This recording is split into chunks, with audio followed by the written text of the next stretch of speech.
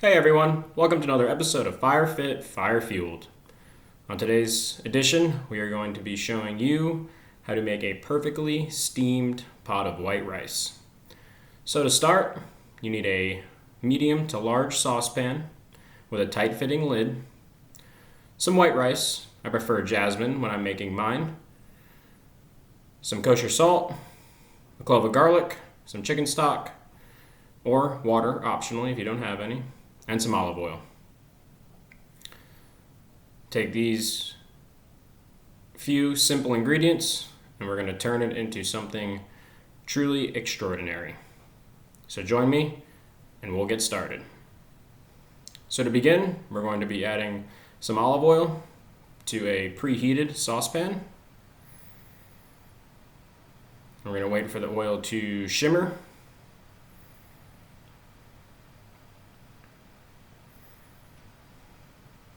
You want to make sure that the oil is shimmering before you add the garlic. You don't want to add any food to a cold pan.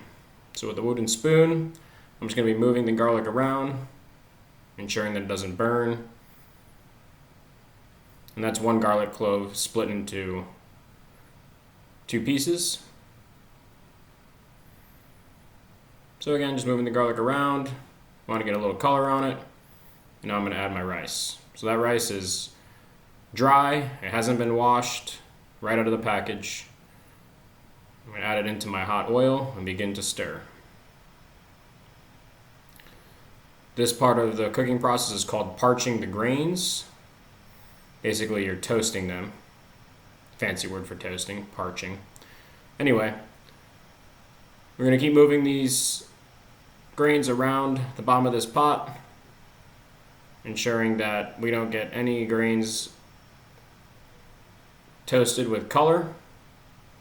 We just want them to turn from that translucent white to an opaque bright white.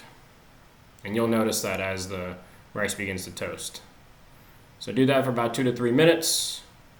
Then we're going to go ahead and add our chicken stock. You can do this with water too. Chicken stock just adds a little more depth of flavor.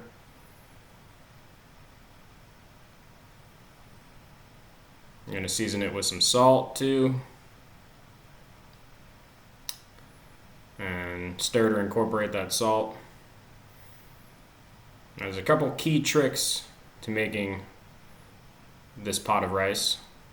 One is that you want to make sure the rice, this liquid rather, comes to a full boil before you introduce the lid to the pot. So I'm just going to check here for some seasoning. And right now I'm just waiting for the water to boil.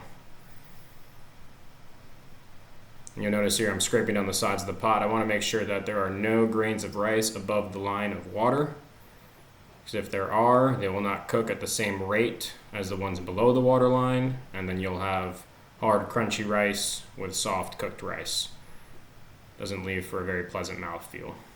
So notice starting to boil here on the sides. My burner is on a highest flame it can be on right now. Starting to come to a boil.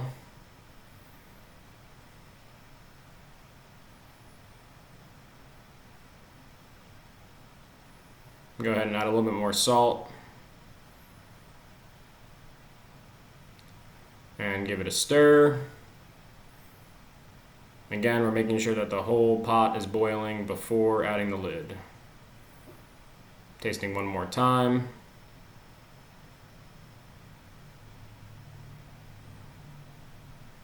Alright, you can see our pot has come to a full boil. Another key trick right now is to make sure you stir it one more time after it's come to a boil to make sure all the heat is distributed evenly. You're going to put your lid on the pot and you're going to leave the burner on high for about 10 seconds. What this is doing is building up a high amount of steam inside the pot. And now we're going to turn it to the lowest flame it can possibly be. So after 30 minutes of cooking on the lowest flame that we could get out of our burner, this is what we're left with. You'll see that all the rice is cooked. The garlic flows floated to the top. I'm going to take a fork here and I'm going to fluff the rice. A fork is the only thing you want to put in here to do this. Don't put a spoon or a spatula or anything like that. All of those utensils will break up the grains of rice.